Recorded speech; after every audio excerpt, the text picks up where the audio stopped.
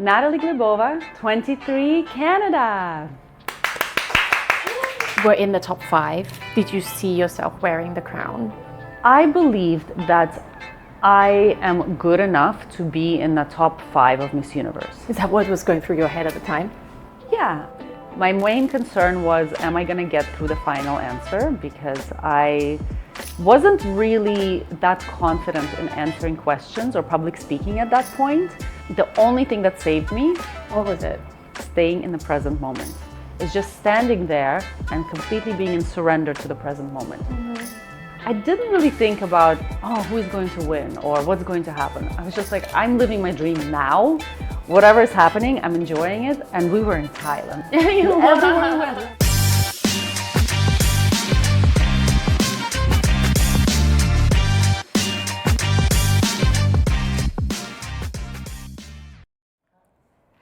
สวัสดีค่ะขอต้อนรับเข้าสู่รายการ Mor Than มงนะคะซึ่งวันนี้นะคะต้องบอกว่าแขกรับเชิญเนี่ยพิเศษมากๆเลยนะคะแล้วก็อยากให้ทุกคนเนี่ย enjoy แล้วก็สนุกไปกับการสนทนาของวันนี้นะคะเพราะว่าความโชคดีคือมีโอกาสได้เจอนางงามท่านนี้ก่อนที่เขาจะได้รับมงกุฎใหญ่ค่ะนั่นก็คือมงกุฎ Miss Universe 2005 นั่นเองนะคะเขาคนนั้นนะคะก็คือน้องฟ้าของเรานะคะนาตาลีเกโบวา Miss Universe 2005 ค่ะสวัสดีค่ะคุณ Amy, good to see you after all these years. After all these years, I mentioned that I actually met you before you became Miss Universe. Was it really? Yeah, because I did your national costume MC. Oh, that's with Pidu. right. Okay, now it brings back the memories. I remember. Yes. Very well. Very well. Yeah. How's life in general been for you since then till now? Yeah, it's been a lot of ups and downs as life goes, and just finding myself in a very different place than I thought I would be in life, being a single mom right now. We would like you to introduce yourself like you did when you were on the Miss Universe pageant. Natalie Glebova, 23, Canada. And of course, the legendary why Legendary why. that got me all the fame here in Thailand. That's how you became Nong Fa too, right? With your blue eyes and your knowledge for Thai tradition that you put so much effort into. Well, I really didn't put that much effort. I just put a bit of curiosity and respect towards the culture, and I really found it very fascinating to see how different it was in Thailand and the respectful way that people greeted each other. So I wanted to learn the way to do it properly to honor the country. That's very, very sweet. I think that's why you won everyone's heart here. How do you feel that it's already been 20 years? How has that whole journey been for 20 years? Oh, it's been incredible. I think that I'm finding myself in a place that I always felt my soul knew I would end up being in a place where I love to live in a warm country, doing what I love to do, which is coaching and teaching, writing and expressing myself in written form, but also on social media.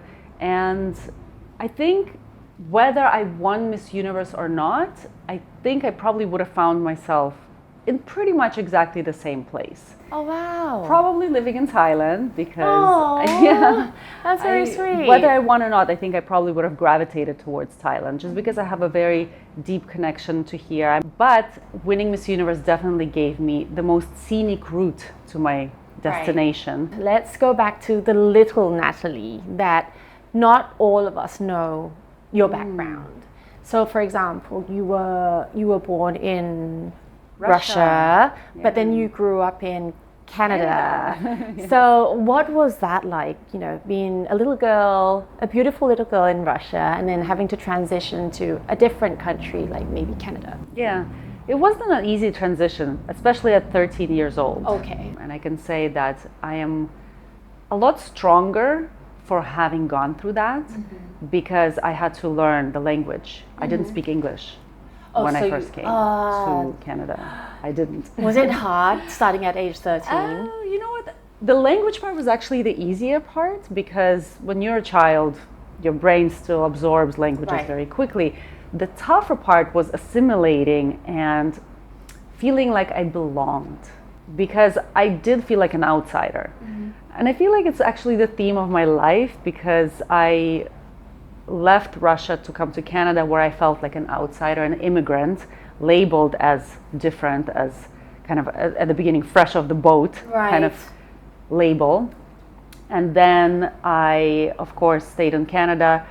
I assimilated and adapted the Canadian culture quite well, but still, that immigrant status and maybe that immigrant identity never really left me.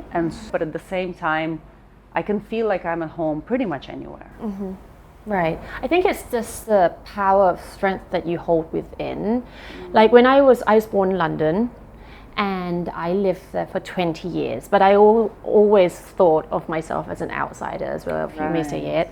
But I always had a dream of coming back to live in Thailand, and obviously I was blessed with that when I won the Miss Thailand Universe pageant. But having said that, I still feel London is my home too. And somehow. here too? And here too. Okay. So as at a young age, you started doing some modeling and you did fashion ads at university. What was that like? Well, I started off kind of trying modeling, because everyone that saw me on the street, or well, not everyone, but I would get a lot of the time, they'll be, "Are you a model? You know, you must be a model," because You must be. I was tall and I had a look. You're beautiful. I went to the modeling agencies, and believe me, I got rejected many, many times. I was not really? Absolutely. This is before I went into pageantry. And even though people were saying you must be a model, I thought that, of course, modeling agencies are just going to take me on. But apparently, for a model, at least in that time, in the early 2000s, you needed to have a certain model look, like the features that... You don't have the features. Well, I had a commercial look. I didn't have the fashion model look. Different? And I was told to lose weight, even though I was already pretty thin. And so it actually didn't make a lot of sense to me. But then I saw Miss Universe pageant on TV, and I thought, okay, well, that might be more of my look. And so I applied for Miss Universe Canada, and that's how it all started. Your first time? So I applied, and then when I competed, I didn't win the first time. Oh, the first time you didn't win. Okay. And then I tried again the next year, Okay. and that's when I won, and that's when I got to go to Miss Universe. Wow. So it's only your second pageant. Yeah.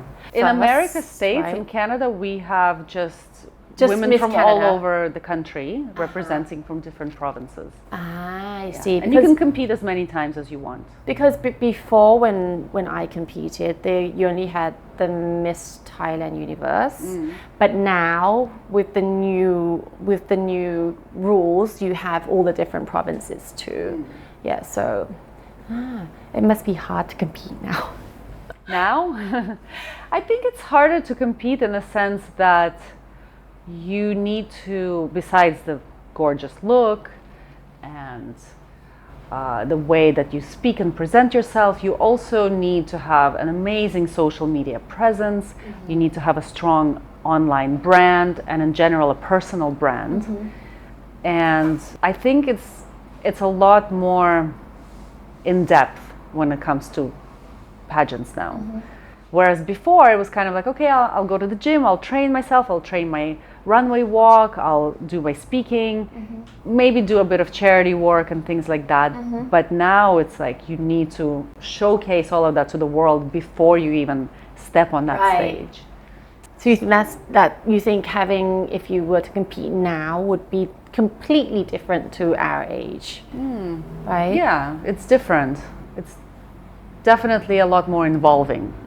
Do you think it's harder now, or was it harder for us? I think it's harder now in a sense that we have social media to contend with, because back then when we didn't have social media, Yeah, we were only in newspapers and magazines. right, it was, you had to deal with fewer comments, Right. fewer interactions where immediately you get feedback and sometimes hate from posting something online. Whereas back in the day, you could have done a faux pas or done something that wasn't pageant-like, and it wouldn't immediately be all over social media or all over the media, right?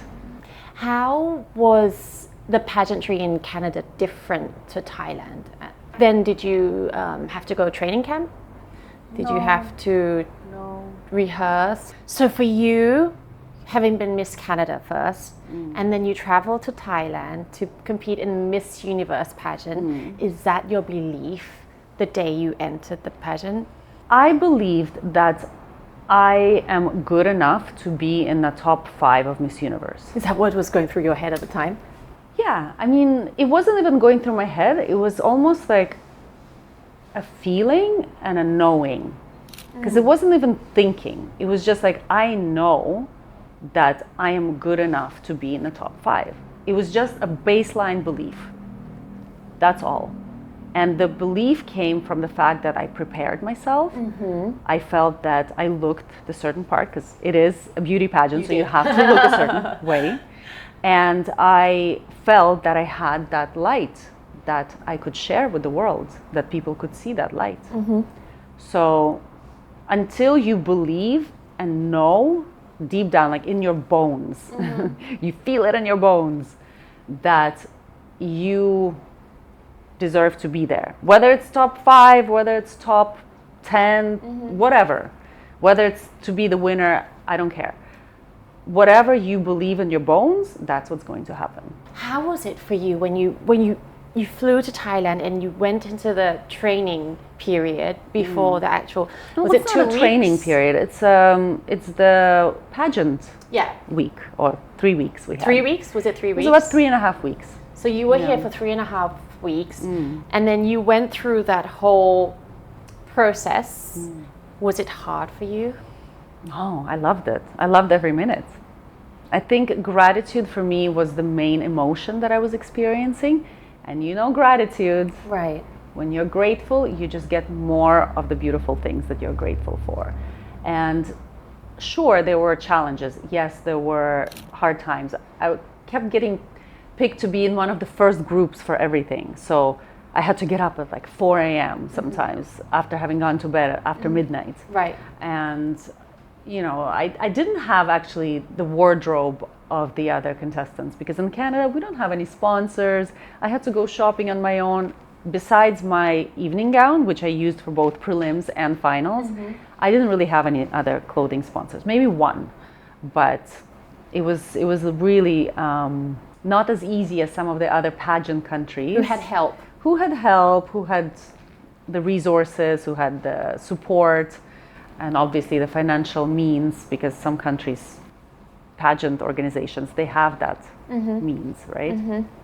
So it was definitely tough, but I just kept saying to myself, I am here at Miss Universe pageant, something that I thought about and knew that I could be here, and it's a gift. It's right a blessing. now, right? I can't complain about anything. This is just absolutely incredible. So I was loving it. I think it actually were through your eyes too, because you have very beautiful eyes, and I think that's what caught the attention of, you know, the whole media and whole of Thailand. And I think that confidence shined when you were in the pageant, because when I did the national costume round, everyone was like, "Yeah, Miss Canada." Miss Canada, Miss Canada. I'm like, where? Which one? Where can I see? Really? That's so surprising to me, because I never really thought about it from that perspective of how people reacted. I saw some newspaper articles where I was placed in the top 5 as well. Right. I'm just me. I'm doing the best that I can. I know that I'm good enough for top 5, but I don't know. I thought also sometimes, because prior to the winner before was a blonde, tall Australian woman, Jennifer Hawkins. So I kind of had this idea that maybe they're looking for someone like that. And I had a completely different look. You know, to be honest, throughout the entire competition, the 3.5 weeks, I didn't really think about, oh, who is going to win or what's going to happen. I was just like, I'm living my dream now. Whatever is happening, I'm enjoying it. And we were in Thailand. Everywhere we went, we had the red carpet rolled out, the photographers, the media frenzy, the fans. I mean, it was really, really amazing. Plus, I got to see the culture and everything was new, the food, the smells of the flowers. You know, I still remember that home mali, like the jasmine. Yes. Yeah, the jasmine flowers that every time I smell it now, it brings me right back to that first day when I first arrived to Even Thailand. though it was 20 years ago. Yeah. Yeah, I think, but it's because you had that element that we were talking about, that, you know, for someone to win, actually become Miss Universe, you have something deep down inside that it's going to be them. Well, yeah, and I think that what we were discussing before, it's the inner beauty. That's what it is. It's none other than inner beauty, which a lot of people kind of get confused. They're like, but how do you get that? Well, Yeah. through inner work. That's Through why inner work. I coach like that, and that's why I write books about the inner healing. How is it that fans, they loved it when you said, สวัสดีค่ะ ขอบคุณค่ะ Kapunkan. What was the response for you when people were like, oh, น้องฟ้า น้องฟ้า I mean, I thought it was just kind of normal for me to say that because I thought, well, we are in Thailand, so I might as well just do that and say something in Thai, which I didn't think it was anything out of the ordinary or something extraordinary that I did. It was a normal thing for me. But the response that I got was definitely overwhelming. And yeah, it was really sweet. So are you having like turning back memories right now? Yes, a little bit. When you were in the top 5, did you see yourself wearing the crown? I wasn't concerning myself with that. My main concern was, am I going to get through the final answer? Because I wasn't really that confident in answering questions or public speaking at that point. I only got really good after I won Miss Universe and I got to train doing all the media interviews. That's when I got really good. Prior to that, I was really nervous about it. The only thing that saved me, you know what it was? What was it? Staying in the present moment. Because when you stay in the present moment, you are open to your authentic self to come through. You're open to actually magic to come through. It's like in the present moment, there's a door or a portal that opens for the divine to speak through you.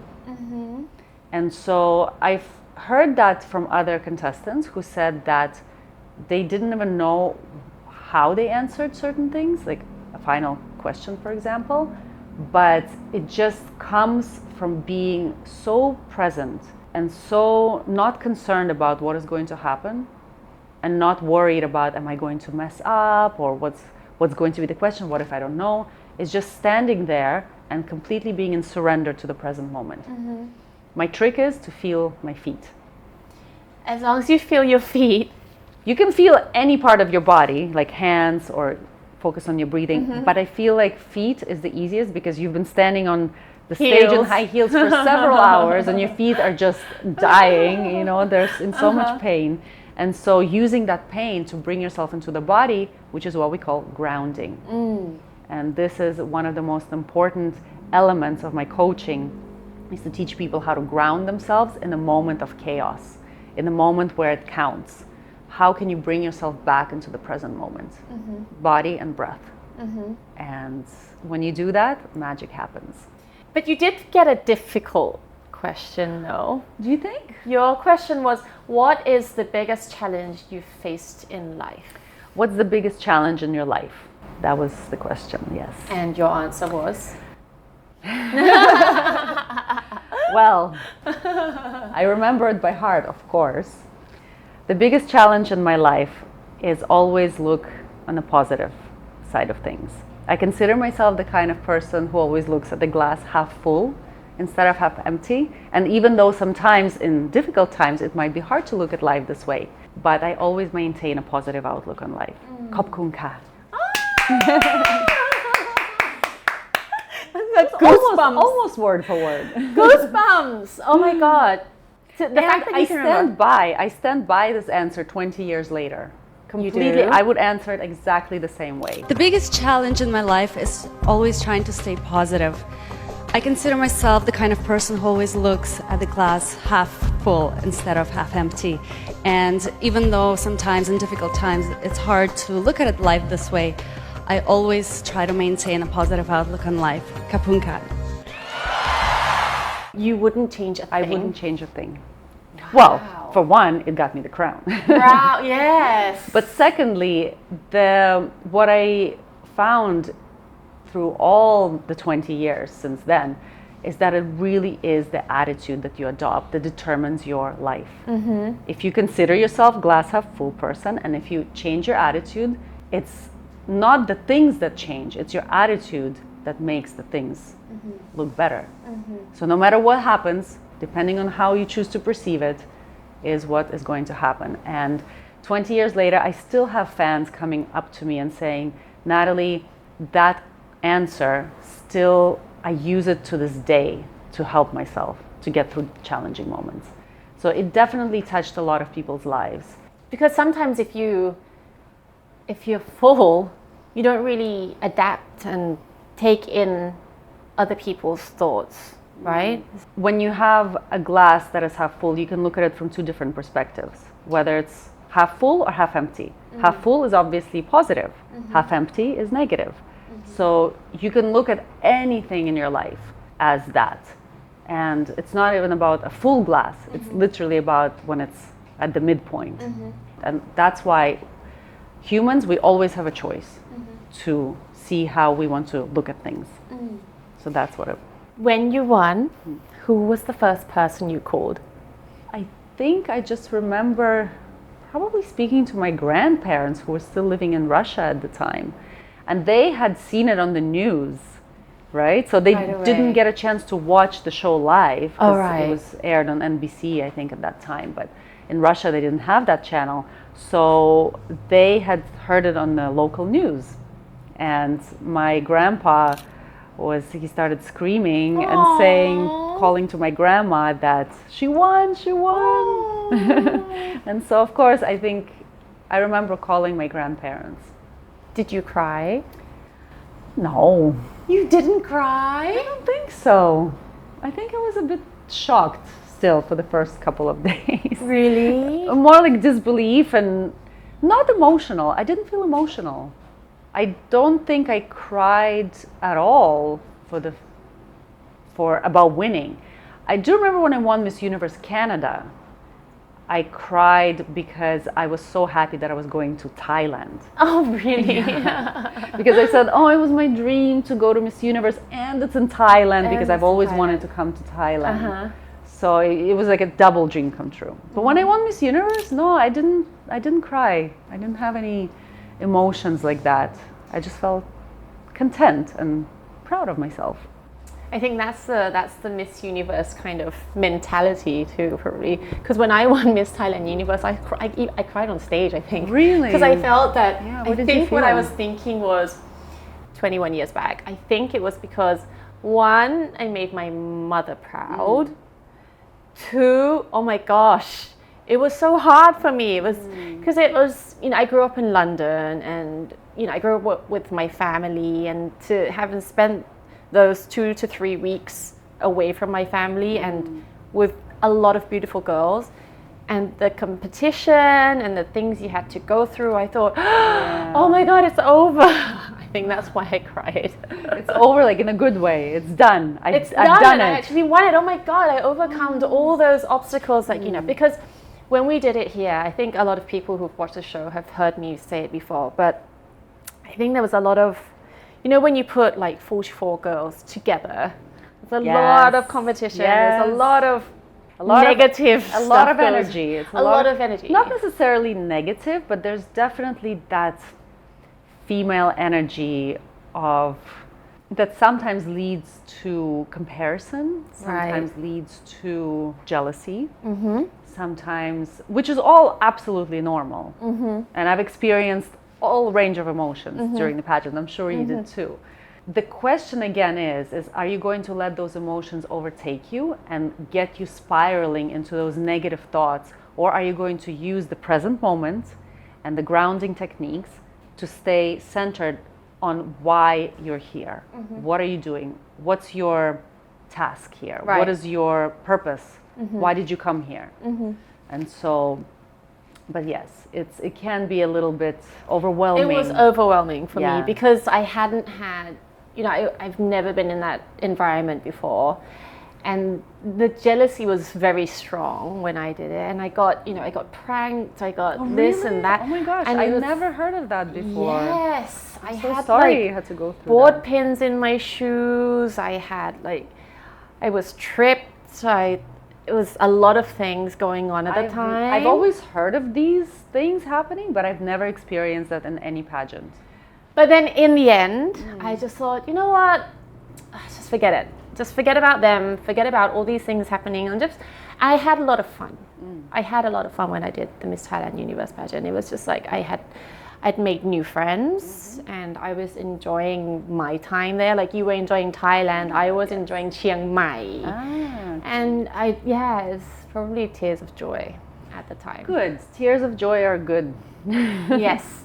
So, did you know your win made international headlines in Canada? Well, I surely knew that it was global because Miss Universe is a global Right. pageant. So, of course, I knew that it made international headlines. In Canada, it's not as popular as it is in other countries. I'm sure you know, probably in London or never UK, been. it's not as popular as it is in Thailand. And in Canada, in fact, it's almost, I would say, kind of looked down upon in some Really? ways. In some ways, because Canada is seen as a very progressive country where they value women for more than looks. And intellectually and for many other reasons, of course. And being a beauty queen in Canada sometimes can have a negative preconception about it. And that's why people think, because we're being judged on the external factors, which is true, some feminists or the extreme feminists don't agree with that, I guess, subjective way of looking at women. Right. Yeah. It was very strange to be coming home to Canada and not receiving a huge parade like you would in Thailand. And and I loved it so much here that I decided to come back. Do you think it's the same now rather than Canada? in Canada? Yeah, it's the same. Still? After 20 years? Oh, absolutely. Yeah. Wow. I think a lot of countries like Canada or even Scandinavian countries, it's pretty much the same. It's not like in Southeast Asia or Latin America. You know, It's not the same interest. a lot of controversy because you were born in Russia, but you represented Canada. How was that like for you? In Canada, that wasn't the issue because Canadians were all from somewhere. There's no real Canadian person other than the native Right. people who are the ethnicities of the native from the land, right? Who were there before the First Nations. And so for Canadians, it's actually a source of pride to say that I am Canadian, but I was born somewhere else, so I represent my culture, my parents are from somewhere else.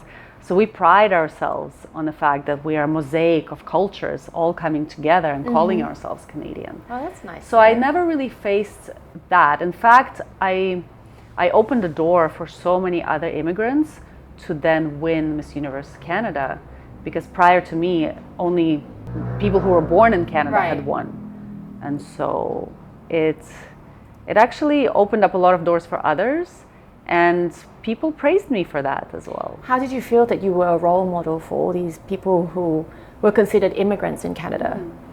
It felt great. I felt like a trailblazer. And I Right. felt that it was something, like that's a legacy that I left with my win. Because after me, we have Miss Universe Canada spanning from so many different cultures. Brazil, India, China, Philippines, Bulgaria, I don't know, Poland, like so many Canadian women who who weren't born in Canada but got to represent. You inspired so much with your story. How is that important for you?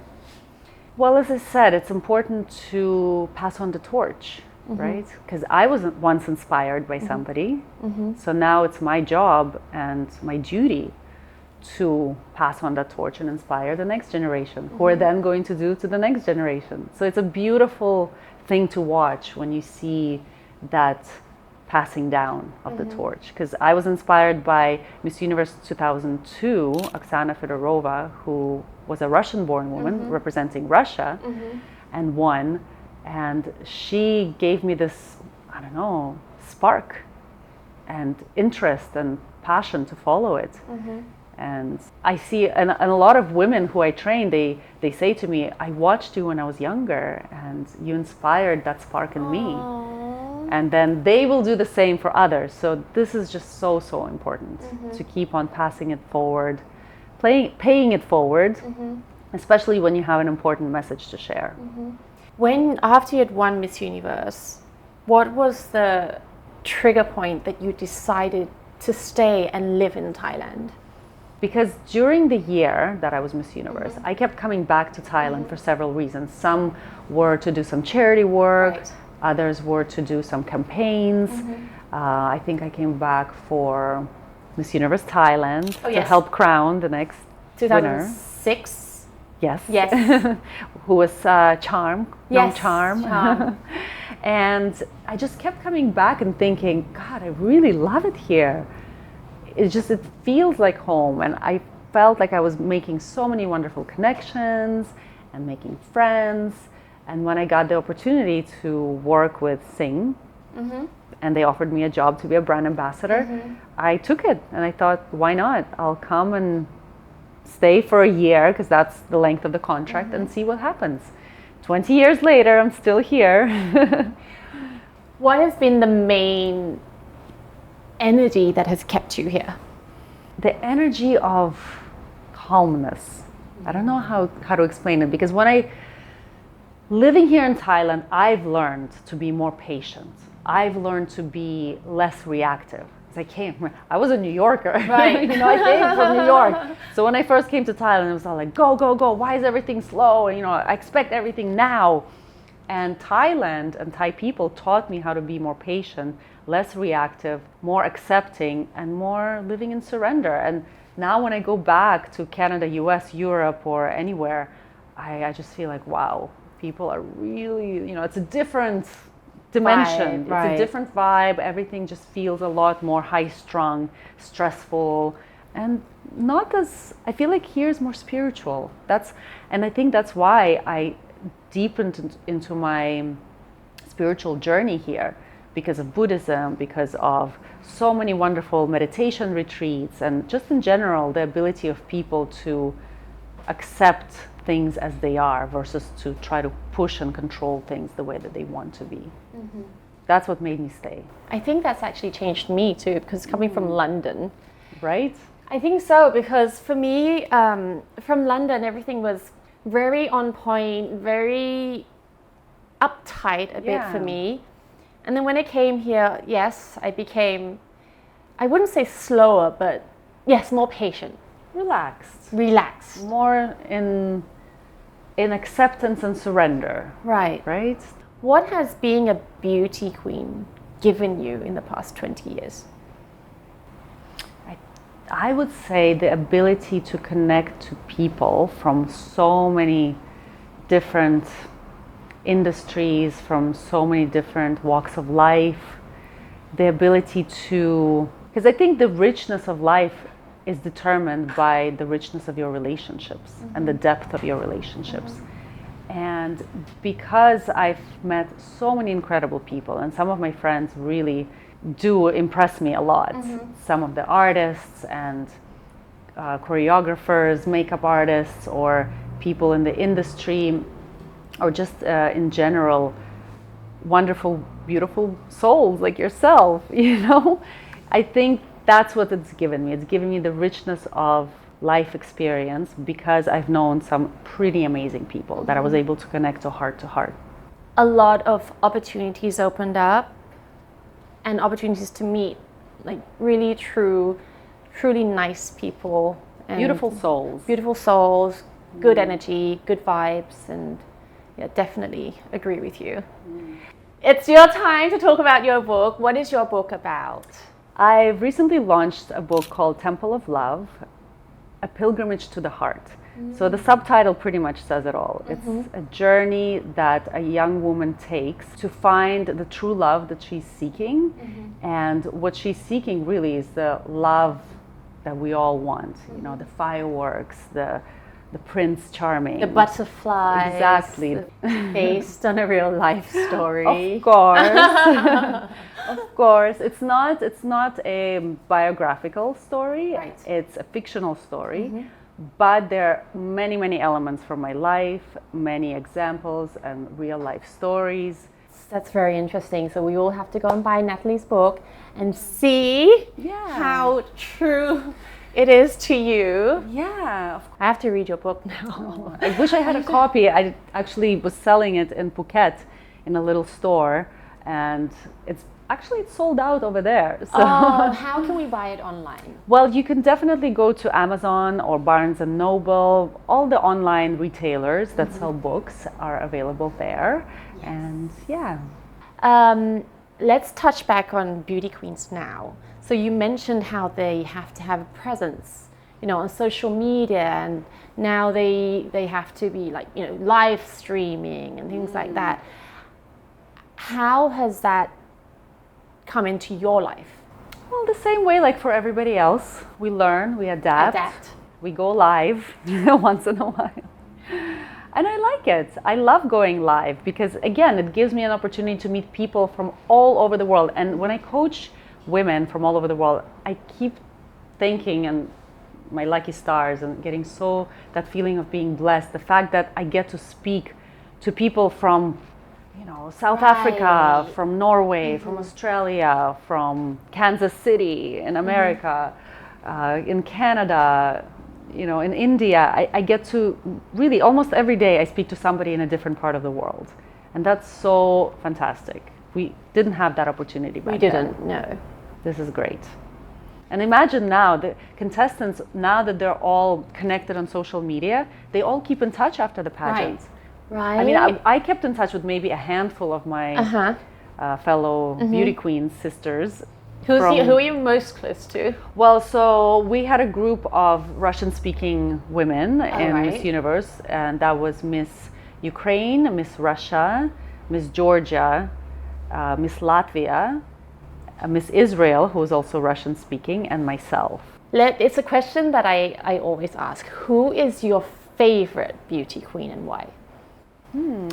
The one that inspired me, as I said, was Oksana Fedorova, and I still feel like her performance and her inner beauty was shining so much that night that it really inspired me. Right.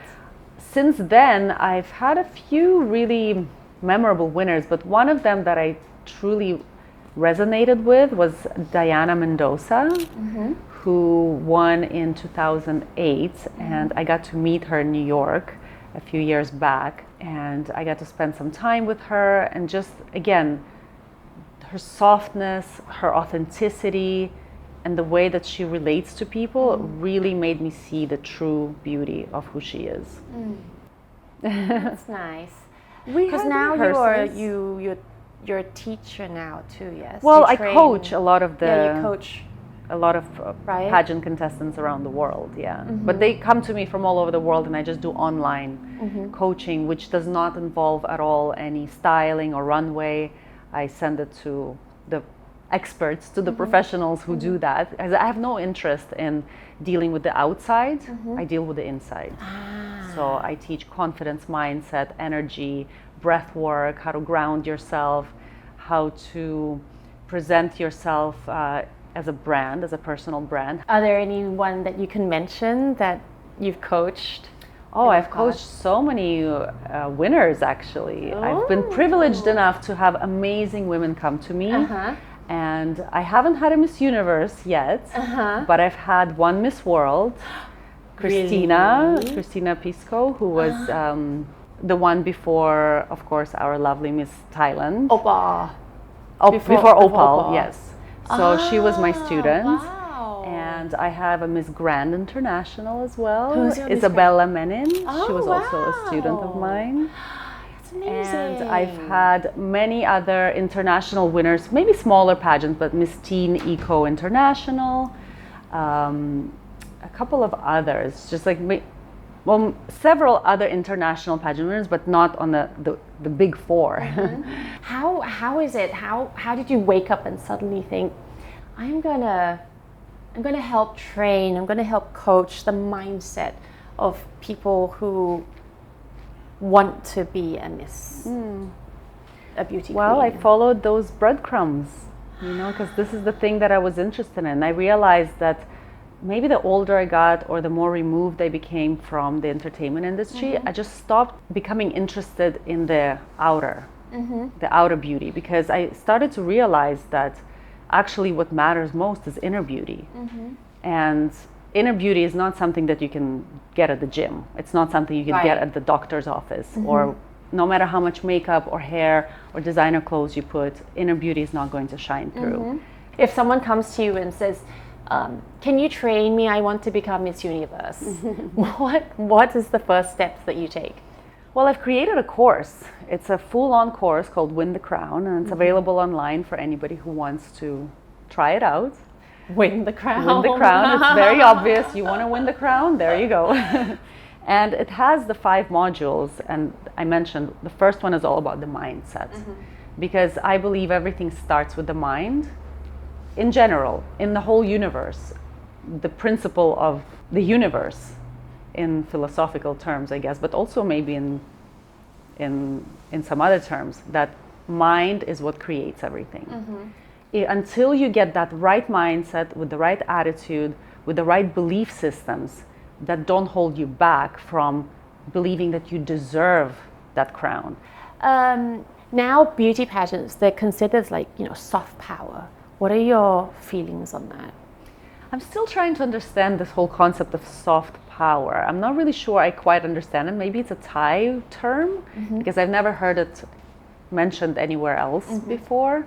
Well, so this is my feeling about it. We watch beauty pageants for exactly the same reason we watch Disney movies or go to Disney World, because we want that Disney magic when we do that. And so when we watch a pageant, we want that beautiful young woman, or any woman, because now there's no age limit, so Right. a beautiful woman to stand there and inspire us to be our best selves, to inspire us to be our authentic selves, to tell us that there are no limits, that we can do and achieve everything. Because when we get that Disney magic, we can get that feeling, the goosebumps, we can get that feeling in the heart, we can say, wow, that one answer from that Miss Universe or that one beauty queen has now changed the way that I look at things. And they will now use that line in their own lives.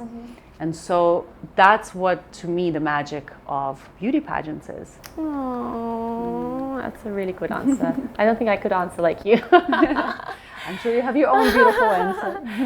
Lastly, I just want to thank you so much for coming on our show. I know you had, it's been like, I've asked you probably like a couple of months ago, and then obviously because now you live in Phuket.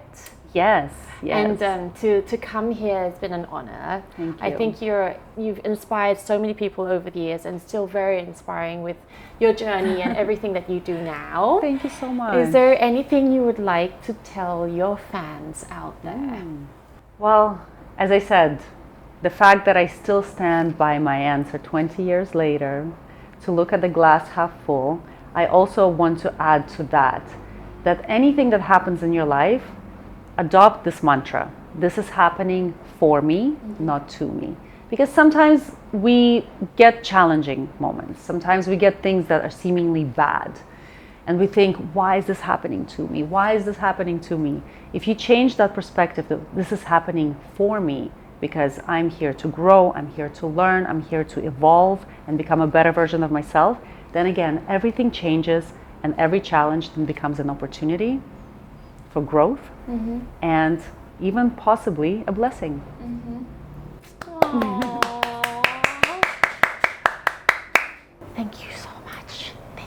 you what a great convo Thank you ก็วันนี้นะคะก็หวังว่าทุกคนคงจะได้รู้จักนาตาลีมากขึ้นนะคะแล้วก็การเดินทางของเขาที่ผ่านมา20 ปีแล้วจนวันนี้นะคะเขาได้เป็นคนที่เป็นตัวอย่างที่ดีนะคะสำหรับรุ่นน้องทุกๆคนนะคะแล้วก็สำหรับเจเนอเรชันสังคมเด็กๆเยาวชนทุกคนนะคะที่อยากจะเดินเส้นทางเดียวเพื่อได้เป็น Miss Universe นะคะเหมือนนาตาลีเกลโบวาสำหรับวันนี้นะคะรายการ Mor Than มงนะคะต้องขอตัวกันไปก่อนนะคะอย่าลืมกดไลค์กดแชร์กด subscribe นะคะแล้วก็ฝากติดตามนะคะอย่าลืมไปซื้อหนังสือของนาตาลีกันด้วยนะคะสามารถซื้อได้ออนไลน์ทุกแพลตฟอร์มเลยนะคะ Thank you so much Natalie Thank you Amy Thank you See you again สวัสดีค่ะ สวัสดีค่ะ